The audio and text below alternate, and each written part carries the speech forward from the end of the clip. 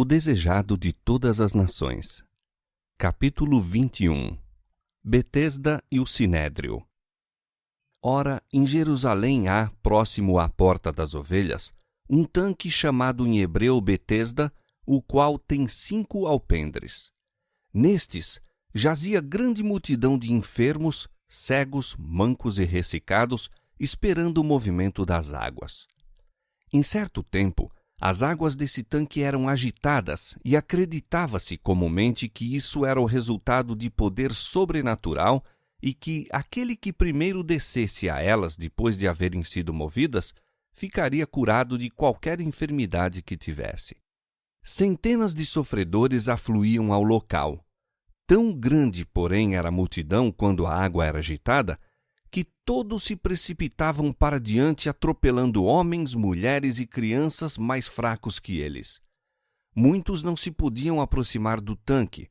Muitos dos que conseguiam até ali chegar morriam à beira dele. Haviam-se construído em torno do mesmo abrigos para a proteção dos doentes contra o calor do dia e frio da noite. Alguns havia que passavam a noite nesses alpendres, arrastando-se para a beira do tanque dia a dia numa vã esperança de cura. Jesus se achava de novo em Jerusalém. Sozinho, em aparente meditação ou oração, chegou ao tanque. Viu os míseros sofredores à espreita daquilo que julgava sua única oportunidade de cura. Ansiou exercer seu poder para restaurar e curar cada um daqueles enfermos, mas era sábado. Multidões se dirigiam ao templo para o culto e ele sabia que esse ato de cura havia de excitar por tal modo o preconceito dos judeus que lhe interromperiam a obra. Mas o Salvador viu um caso de suprema miséria. Tratava-se de um homem que fora paralítico por 38 anos. Sua enfermidade era, em grande parte, resultado de seu próprio pecado, sendo considerada um juízo de Deus. Sozinho e sem amigos, sentindo-se excluído da misericórdia de Deus, o enfermo passara longos anos de miséria. Ao tempo em que se esperava o movimento das águas, os que se compadeciam de seu desamparo o conduziam aos alpendres. No momento propício, porém, ninguém havia que o ajudasse a entrar na água. Vira o movimento das águas, mas nunca lhe fora possível chegar além da beira do tanque. Outros, mais fortes que ele, emergiam primeiro.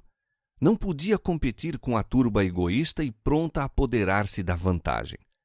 Seus persistentes esforços em direção desse único objetivo, bem como a ansiedade e as contínuas decepções nesse sentido, estavam-lhe consumindo rapidamente as restantes energias. O enfermo jazia em sua esteira quando, dirigindo casualmente a fronte para olhar o tanque, eis que um terno e compassivo semblante se achava inclinado por sobre ele e prendera-lhe a atenção as palavras: "Queres ficar são?" A esperança fulgiu-lhe na alma. Sentiu que, de qualquer modo, ia ser ajudado. Em breve, porém, desvaneceu-se-lhe o brilho de animação. Lembrou-se de quantas vezes experimentara chegar ao tanque e tinha agora pouca probabilidade de viver até que a água fosse novamente agitada. Voltou-se fatigado, dizendo: "Senhor, não tenho homem algum que, quando a água fica agitada, me meta no tanque. Mas, enquanto eu vou, desce outro antes de mim." Jesus não pediu a esse sofredor que tivesse fé nele. Diz simplesmente: "Levanta-te, toma a tua cama e anda." A fé do homem, todavia, apodera-se daquelas palavras. Cada nervo e músculo vibra de nova vida e a energia da saúde enche-lhe os membros paralisados. Sem duvidar, determina-se a obedecer à ordem de Cristo e todos os músculos obedecem-lhe à vontade. Pondo-se repentinamente de pé, sente-se um homem no gozo de suas atividades. Jesus não lhe dera nenhuma certeza de auxílio divino. O homem se podia haver detido a duvidar, perdendo a única oportunidade de cura. Creu, porém, na palavra de Cristo e, agindo sobre ela, recebeu a força. Por meio da mesma fé, podemos receber cura espiritual.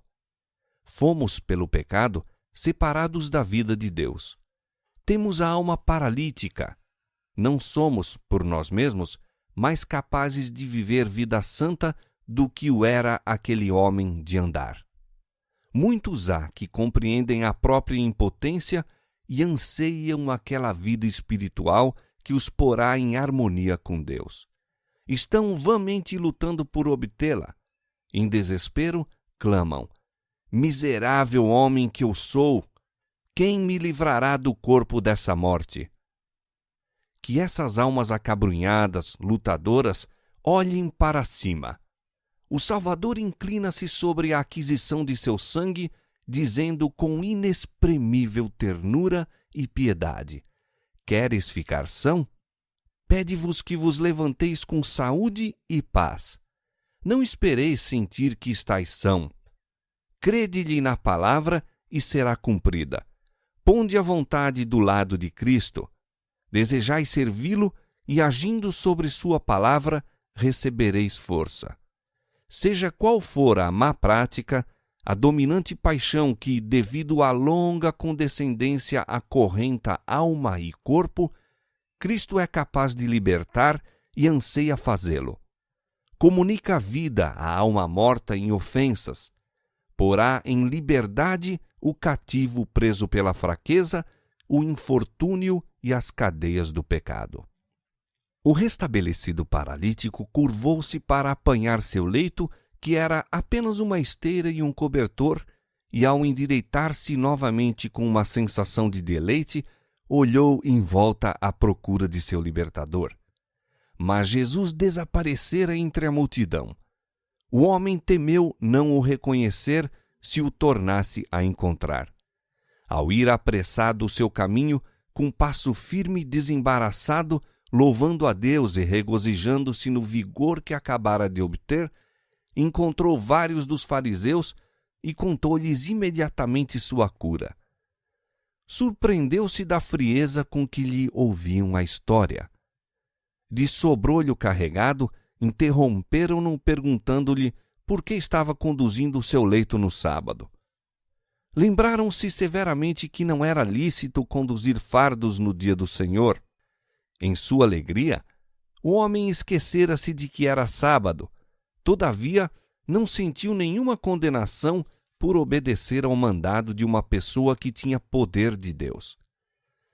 Respondeu ousadamente: aquele que me curou, ele próprio disse: toma tua cama e anda. Perguntaram quem havia feito isso, mas o homem não lhe sabia dizer.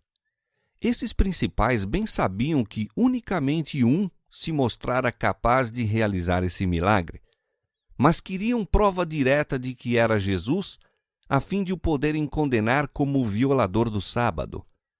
Em seu juízo, não somente havia quebrado a lei em curar o enfermo no sábado, mas cometera sacrilégio em lhe mandar que levasse a cama. Por tal forma haviam os judeus pervertido a lei que a tornavam um jugo de servidão. Suas exigências destituídas de significado eram um provérbio entre as outras nações. Especialmente havia o sábado sido cercado de toda a casta de restrições destinadas de censo. Não lhes era um deleite o santo dia do Senhor, digno de honra. Os escribas e fariseus lhe tinham tornado a observância intolerável fardo. Ao judeu não era permitido acender fogo, nem mesmo uma vela no sábado. Consequentemente, o povo dependia dos gentios quanto a muitos serviços que seus regulamentos proibiam que fizessem para si mesmos. Não refletiam que, se essas ações eram pecaminosas, os que empregavam outros para as praticar eram tão culpados como se as houvessem praticado eles próprios. Julgavam que a salvação se restringia aos judeus e, sendo a condição dos outros já desesperada, não se poderia tornar pior. Mas Deus não deu mandamentos que não possam ser obedecidos por todos. Suas leis não sancionam quaisquer restrições irrazoáveis ou egoístas. Jesus encontrou no templo o homem que fora curado. Este viera trazer uma oferta pelo pecado e também uma de ações de graças pela grande mercê recebida. Encontrando-o entre os adoradores, Jesus deu-se a conhecer com a advertência: Eis que já estás são, não peques mais para que não te aconteça alguma coisa pior. O enfermo restaurado regozijou-se extremamente por encontrar seu libertador. Ignorando a inimizade que existia contra Jesus, disse aos fariseus que o haviam interrogado que era este o que o curara. Por esta causa, os judeus perseguiam a Jesus e procuravam matá-lo, porque fazia estas coisas no sábado. Jesus foi levado perante o Sinédrio para responder à acusação de violador do sábado. Houvessem os judeus sido a esse tempo uma nação independente, e tal acusação lhes teria servido ao desígnio de o condenar à morte. Sua sujeição aos romanos impediu isso. Os judeus não tinham poder para infligir pena de morte, e as acusações apresentadas contra Cristo não tinham peso num tribunal romano. Outros objetivos existiam, entretanto, que esperavam conseguir. Não obstante seus esforços para anular-lhe a obra, Cristo estava adquirindo, mesmo em Jerusalém, influência superior à deles próprios. Multidões que se não interessavam nas arengas dos rabis eram atraídas por seus ensinos. Podiam-lhe compreender as palavras e seu coração era aquecido e confortado. Ele falava de Deus não como de um vingativo juiz, mas de um terno Pai e revelar sua imagem como refletida num espelho. Suas palavras eram como bálsamo para o espírito magoado. Tanto pelas palavras como pelas obras de misericórdia, estava ele derribando o opressivo poder das velhas tradições e mandamentos de homens e apresentando o amor de Deus em sua inexaurível plenitude. Numa das primeiras profecias concernentes a Cristo, está escrito: O cetro não se arredará de Judá, nem o legislador dentre seus pés, até que venha Siló, e a ele se congregarão os povos. O povo se estava congregando a Cristo. Os corações simpatizantes da multidão aceitavam lições de amor e beneficência ao invés das rígidas cerimônias exigidas pelos sacerdotes. Não se houvessem sacerdotes e rabis interposto, e seus ensinos teriam operado uma reforma tal como nunca foi testemunhada pelo mundo. A fim de conservar o poder, no entanto, determinaram esses guias derribar a influência de Jesus. Sua citação perante o Sinédrio e uma aberta condenação de seus ensinos contribuíram para a efetuação desse desígnio, pois o povo nutria ainda grande reverência por seus guias religiosos. Quem quer que ousasse condenar as exigências dos rabinos, ou tentasse aligeirar os fardos postos por eles sobre o povo, era considerado culpado não somente de blasfêmia, mas de traição. Nisso baseavam os rabis sua esperança de excitar suspeitas contra Cristo.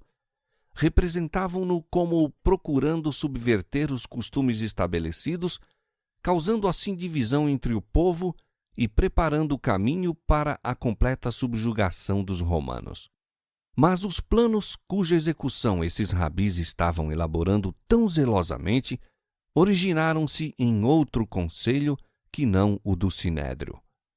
Depois de haver fracassado em seu desígnio de vencer a Cristo no deserto, arregimentara Satanás suas forças para lhe opor ao ministério, obstando, se possível, sua obra. Aquilo que não conseguira realizar por esforço pessoal direto, decidir efetuar por meio de estratégia. Tão depressa se retirara do conflito no deserto, em concílio com os anjos, seus confederados, amadureceu os planos para cegar ainda mais o espírito do povo judeu, a fim de não reconhecerem seu Redentor. Planejou operar por meio de seus agentes humanos do mundo religioso, imbuindo-os de sua própria inimizade contra o campeão da verdade. levá-los-ia a rejeitar a Cristo e a tornar-lhe a vida o mais amarga possível, esperando desanimá-lo em sua missão. E os guias de Israel tornaram-se os instrumentos de Satanás em combater o Salvador. Jesus viera para engrandecer a lei e a tornar gloriosa. Não haveria de lhe diminuir a dignidade, mas exaltá-la. Diz a Escritura: não desfalecerá nem se apressará até que estabeleça na terra o juízo. Isaías 42:4. Ele viera para libertar o sábado daquelas enfadonhas exigências que o haviam tornado uma maldição em vez de bênção. Por isso escolhera o sábado para nele realizar a cura de Betesda. Poderia haver curado o enfermo igualmente em qualquer outro dia da semana, ou simplesmente tê-lo curado sem lhe dizer que levantasse a cama. Isto, porém, não lhe teria proporcionado a oportunidade que desejava. Um sábio desígnio guiava todos os atos de Cristo na terra. Tudo quanto fazia era em si mesmo importante, bem como na lição que comunicava. Escolheu, entre os sofredores que se achavam junto ao tanque, o pior caso para aí exercer seu poder de cura e pediu ao homem que levasse a cama através da cidade, a fim de publicar a grande obra de que fora objeto. Isso daria lugar à questão do que era ou não lícito fazer no sábado e abriria o caminho para ele condenar as restrições dos judeus quanto ao dia do Senhor, declarando vãs suas tradições. Jesus lhes asseverou que a obra de aliviar os aflitos estava em harmonia com a lei do sábado. Estava em harmonia com os anjos de Deus que estão sempre descendo e subindo entre o céu e a terra para servir a humanidade sofredora. Jesus declarou: meu Pai trabalha até agora e eu trabalho também.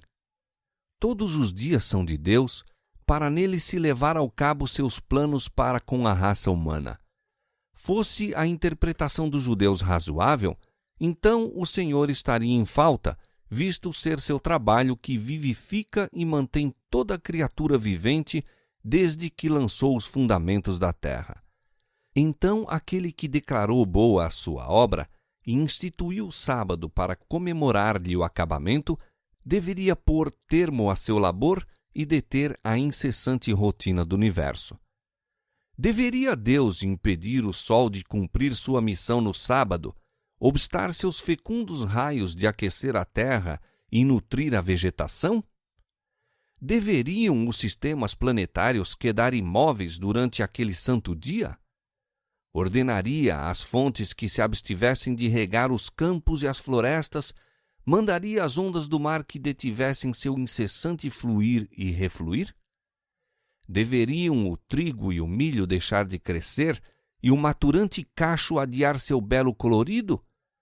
Não hão de as árvores florescer, nem desabrochar as flores no sábado? Fora assim, e deixariam os homens de ter os frutos da terra e as bênçãos que tornam desejável a vida. A natureza deve continuar seu invariável curso. Deus não poderia por um momento deter sua mão, do contrário, o homem desfaleceria e viria a morrer. E o homem também tem nesse dia uma obra a realizar. Devem-se atender às necessidades da vida, cuidar dos doentes, suprir as faltas dos necessitados. Não será tido por inocente o que negligenciar aliviar o sofrimento no sábado. O santo dia de repouso de Deus foi feito para o homem e os atos de misericórdia se acham em perfeita harmonia com seu desígnio. Deus não deseja que suas criaturas sofram uma obra de dor que possa ser aliviada no sábado ou noutro dia qualquer. As solicitações para com Deus são ainda maiores no sábado do que nos outros dias. Seu povo deixa então a ocupação ordinária e passa mais tempo em meditação e culto. Pedem-lhe mais favores no sábado que noutros dias. Exigem-lhe a atenção de modo especial. Anelam suas mais preciosas bênçãos. Deus não espera que o sábado passe para lhes conceder esses pedidos. A obra no céu não cessa nunca e o homem não deve descansar de fazer o bem.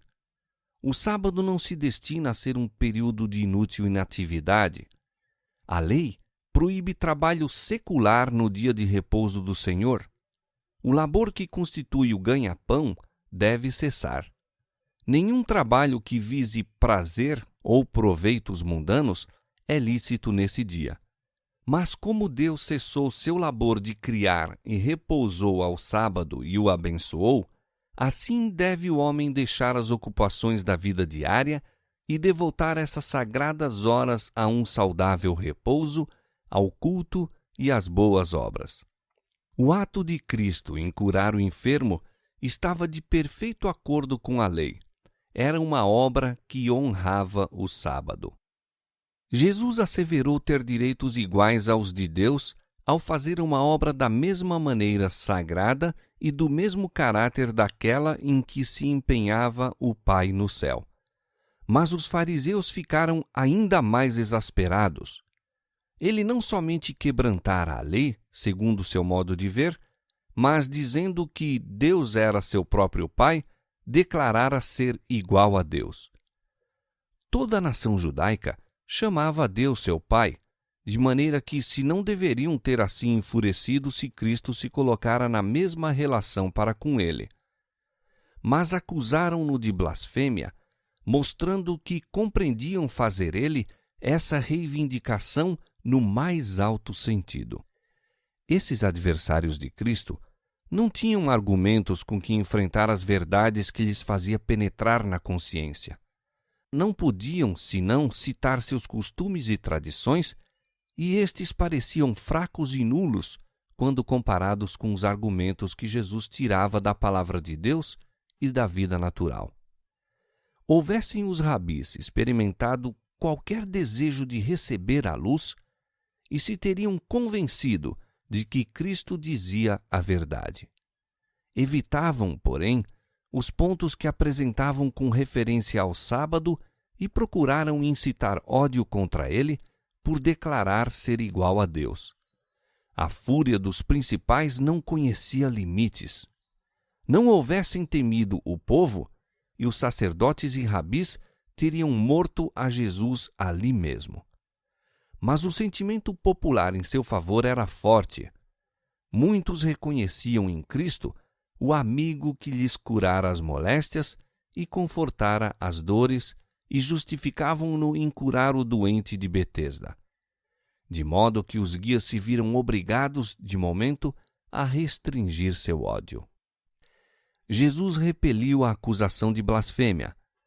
Minha autoridade, disse, para fazer a obra de que me acusais, é o ser eu, o Filho de Deus, um com ele em natureza, em vontade e em desígnio. Em todas as suas obras de criação e providência, eu coopero com Deus. O Filho, por si mesmo, não pode fazer coisa alguma se o não vir fazer o Pai. Os sacerdotes e rabis estavam repreendendo o Filho de Deus pela própria obra para cuja realização fora enviado ao mundo. Por seus pecados, haviam se separado de Deus e estavam, em seu orgulho, agindo independentemente dele. Sentiam-se suficientes para tudo e não percebiam a necessidade de mais alta sabedoria para lhes dirigir os atos. Mas o Filho de Deus era submisso à vontade de seu Pai e dependente de seu poder. Tão plenamente vazio do próprio eu era Jesus, que não elaborava planos para si mesmo. Aceitava os que Deus fazia a seu respeito e o Pai os desdobrava dia a dia. Assim devemos nós confiar em Deus para que nossa vida seja uma simples operação de sua vontade. Quando Moisés estava para construir o santuário como lugar de habitação de Deus, recebeu instruções para fazer tudo segundo o modelo que lhe fora mostrado no monte. Moisés era muito zeloso para fazer a vontade de Deus. Os homens mais talentosos e hábeis lhe estavam ao lado para realizar suas sugestões. No entanto, não devia fazer uma campainha, uma romã, uma borla, uma franja, uma cortina ou qualquer vaso do santuário que não fosse segundo o modelo mostrado. Deus o chamara ao monte e lhe revelara as coisas celestiais. O Senhor o cobrira com sua glória, a fim de que pudesse ver o modelo, e segundo ele foram feitas todas as coisas. Assim a Israel, a quem desejava tornar seu lugar de habitação, revelara seu glorioso ideal de caráter. O modelo lhes fora mostrado no monte, quando a lei havia sido dada no Sinai, e o Senhor passara perante Moisés, proclamando: Jeová, o Senhor, Deus misericordioso e piedoso, tardio em iras e grande em beneficência e verdade, que guarda a beneficência em milhares, que perdoa a iniquidade e a transgressão e o pecado. Êxodo capítulo 34, versos 6 e 7. Israel preferia seus próprios caminhos. Não haviam edificado segundo o modelo, mas Cristo, o verdadeiro templo para a habitação de Deus, moldara cada detalhe de sua vida terrestre em harmonia com o ideal divino. Disse ele: Deleito-me em fazer a tua vontade, ó Deus meu. Sim, a tua lei está dentro do meu coração. Salmo 40, verso 8. Assim, nosso caráter deve ser formado para a morada de Deus em espírito. E cumpre-nos fazer tudo conforme o modelo, isto é, aquele que padeceu por nós, deixando-nos o exemplo para que sigais as suas pisadas. As palavras de Cristo nos ensinam que nos devemos considerar inseparavelmente ligados a nosso Pai Celestial.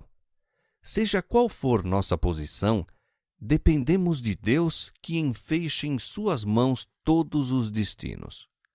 Ele nos designou nossa obra e nos dotou de faculdades e meios para ela.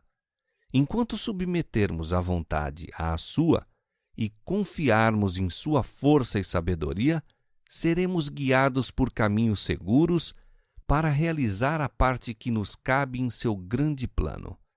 Aquele, porém, que confia em sua própria sabedoria e poder, se está separando de Deus. Em vez de trabalhar em harmonia com Cristo, cumpre o desígnio do inimigo de Deus e dos homens. O Salvador continuou: Tudo quanto ele, o Pai, faz, o Filho o faz igualmente. Assim como o Pai ressuscita os mortos e os vivifica, assim também o Filho vivifica aqueles que quer.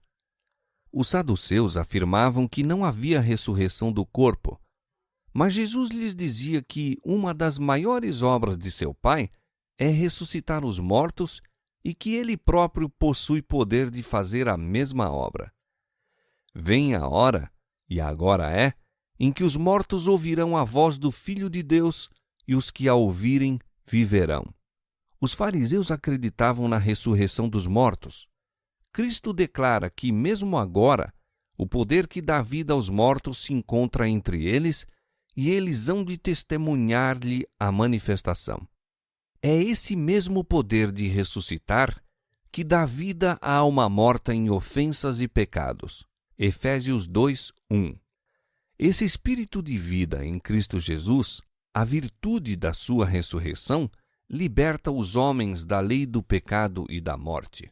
Filipenses capítulo 3, verso 10 e Romanos capítulo 8, verso 2. O domínio do mal é despedaçado e, pela fé, a alma é guardada do pecado. Aquele que abre o coração ao Espírito de Cristo torna-se participante daquele grande poder que lhe fará o corpo ressurgir do sepulcro. O humilde Nazareno afirma sua real nobreza. Ergue-se acima da humanidade, atira de si o disfarce do pecado e do vitupério e revela-se o honrado dos anjos, o Filho de Deus, um com o Criador do universo. Seus ouvintes ficam fascinados. Homem algum já falou palavras como as suas, nem se portou com tão régia majestade. Seus discursos são claros e positivos, declarando plenamente sua missão e o dever do mundo. O Pai a ninguém julga, mas deu ao Filho todo o juízo, para que todos honrem o Filho como honram o Pai. Quem não honra o Filho, não honra o Pai que o enviou. Porque, como o Pai tem a vida em si mesmo, assim deu também ao Filho ter a vida em si mesmo. E deu-lhe o poder de exercer o juízo, porque é o Filho do homem. Os sacerdotes e principais haviam se arvorado em juízes para condenar a obra de Cristo, mas ele se declarou juiz deles próprios e de toda a terra. O mundo foi confiado a Cristo, e por seu intermédio tem vindo toda a bênção de Deus à raça caída. Era o Redentor, tanto antes como depois da encarnação. Assim que existiu o pecado, houve um Salvador. Ele tem dado luz e vida a todos, e em harmonia com a medida da luz concedida, será cada um julgado. E aquele que tem comunicado a luz, que tem acompanhado a alma com as mais ternas súplicas, buscando atraí-la do pecado para a santidade, é, ao mesmo tempo, seu advogado e juiz. Desde o início do grande conflito no céu, Satanás tem mantido sua causa por meio do engano, e Cristo tem trabalhado no sentido de lhe revelar as tramas e derribar-lhe o poder. É aquele que se tem oposto ao enganador e no decorrer de todos os séculos se tem empenhado por arrebatar os cativos de seu poder, que julgará cada pessoa. E Deus deu-lhe poder de exercer o juízo, porque é o Filho do homem. Como ele tem aprovado as próprias fezes do cálice da aflição e tentação humanas, e compreenda as fragilidades e pecados dos homens, como tenha em nosso favor resistido vitoriosamente às tentações de Satanás, e lidará justa e eternamente com as almas para cuja salvação derramou o próprio sangue, o Filho do homem é indicado para exercer o juízo. A missão de Cristo, porém, não era julgar, mas salvar. Deus enviou o seu Filho ao mundo não para que condenasse o mundo, mas para que o mundo fosse salvo por ele. João 3,17. E perante o Sinédrio Jesus declarou: Quem ouve a minha palavra e crê naquele que me enviou, tem a vida eterna, e não entrará em condenação, mas passou da morte para a vida. Pedindo a seus ouvintes que não se maravilhassem, Cristo desenrolou diante deles em visão ainda mais ampla o mistério do futuro. Vem a hora, disse, em que todos os que estão nos sepulcros ouvirão a sua voz. E os que fizeram o bem sairão para a ressurreição da vida, e os que fizeram o mal para a ressurreição da condenação. Essa certeza da vida futura era a que Israel há tanto aguardara e esperava receber por ocasião do advento do Messias. Sobre eles estava a resplandecer a única luz que pode iluminar as sombras da sepultura. A obstinação, porém, é cega. Jesus violara as tradições dos judeus e desprezara-lhes a autoridade, e eles não queriam crer.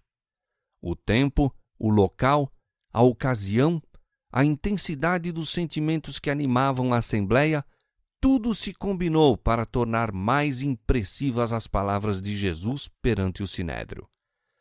As mais altas autoridades religiosas da nação estavam procurando tirar a vida àquele que se declarava o restaurador de Israel. O Senhor do sábado era citado perante um tribunal terrestre para responder à acusação de quebrantar a lei sabática. Ao declarar ele tão intrepidamente sua missão, seus juízes contemplaram-no espantados e enfurecidos. Suas palavras, todavia, eram irrespondíveis. Não o podiam condenar. Recusava aos sacerdotes e rabis o direito de interrogar acerca de sua obra ou nela interferir. Não estavam revestidos dessa autoridade. Suas pretensões baseavam-se no próprio orgulho e arrogância. ele se recusava a reconhecer-se culpado de suas acusações ou ser catequizado por ele. Em lugar de se desculpar do ato de que se queixavam ou explicar o próprio desígnio em assim fazer, Jesus se voltou contra os principais e o acusado tornou-se acusador. Repreendeu-os pela sua dureza de coração e ignorância das Escrituras. Declarou que tinham rejeitado a palavra de Deus, da mesma maneira que o haviam feito àquele a quem Deus enviara. Examinais as Escrituras, porque vós cuidais ter nelas a vida eterna, e são elas que de mim testificam. João 5:39. Em toda a página, seja história, preceito ou profecia, irradia nas Escrituras do Velho Testamento a glória do Filho de Deus. Em tudo quanto encerrava de instituição divina, todo o judaísmo era uma encadeada profecia do Evangelho. De Cristo dão testemunho todos os profetas. Atos 10:43. Desde a promessa feita a Adão, descendo pela linha patriarcal e a dispensação legal, a gloriosa luz celeste tornou claras as pegadas do Redentor. Os viventes contemplaram a estrela de Belém, o Siló por vir, ao passarem diante deles em misteriosa procissão os acontecimentos futuros. Em cada sacrifício mostrava-se a morte de Cristo. Em cada nuvem de incenso acendia sua justiça. Seu nome ressoava com cada trombeta de jubileu. No tremendo mistério do Santo dos Santos habitava sua glória. Os judeus estavam de posse das Escrituras e supunham que, no mero conhecimento que delas possuíam, tinham a vida eterna. Jesus, porém, disse: a sua palavra não permanece em vós. Havendo rejeitado a Cristo em sua palavra, rejeitaram-no em pessoa. Não quereis vir a mim, disse ele, para terdes vida. Os guias judaicos tinham estudado os ensinos dos profetas a respeito do reino do Messias. Haviam-no feito, porém, não com o sincero desejo de conhecer a verdade, mas com o desígnio de encontrar provas para apoiar suas ambiciosas esperanças. Vindo Cristo de maneira contrária à sua expectativa, não o quiseram receber e, para se justificarem a si mesmos, procuravam demonstrar que era enganador. Uma vez postos os pés nesse caminho, fácil era a Satanás fortalecer-lhes a oposição a Cristo. As próprias palavras que deveriam ter sido recebidas como testemunho de sua divindade foram contra ele interpretadas. Assim, tornaram a verdade de Deus em mentira, e quanto mais diretamente lhes falava o Salvador em suas obras de misericórdia, tanto mais decididos ficavam para resistir à luz. Jesus disse: eu não recebo glória dos homens. Não era a influência do Sinédrio, não era a sua sanção que ele desejava. Não podia receber honra alguma da aprovação deles. Achava-se revestido de honra e autoridade do céu.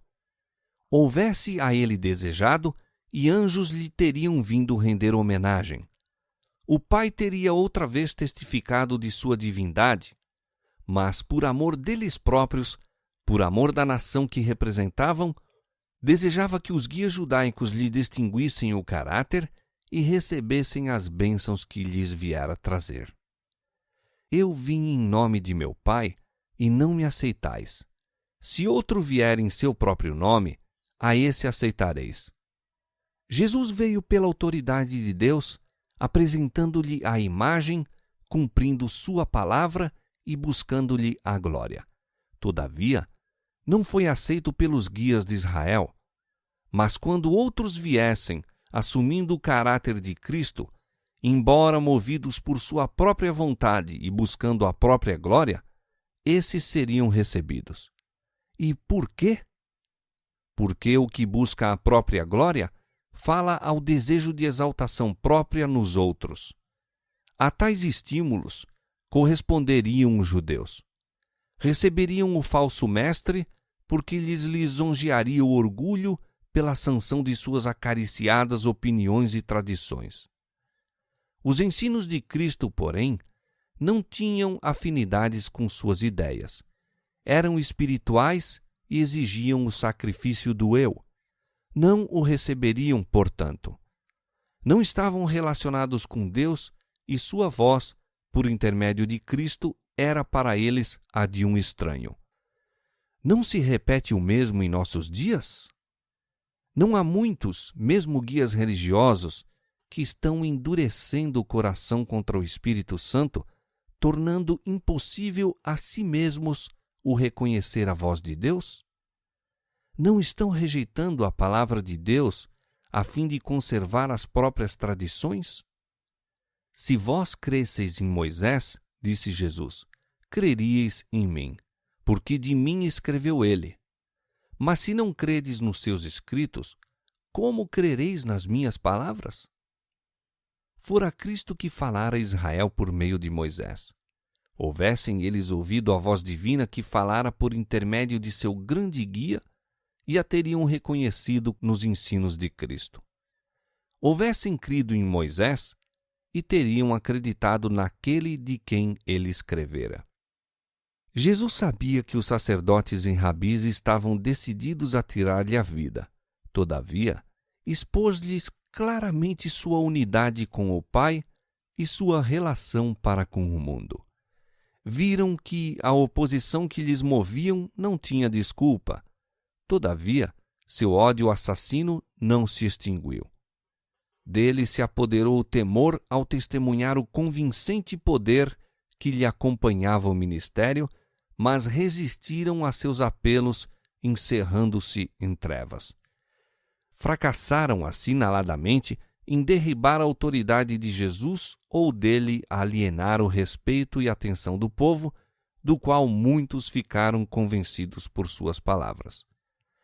Os próprios principais se haviam sentido sob profunda condenação ao apresentar-lhes à consciência sua culpa. Todavia, isso apenas os instigou mais acerbamente contra ele. Estavam decididos a tirar-lhe a vida. Enviaram por todo o país mensageiros a advertir o povo contra Jesus como impostor. Mandaram-se espias para o observar e relatar o que dizia ou fazia. O precioso Salvador achava-se agora, sem dúvida nenhuma, sob a sombra da cruz.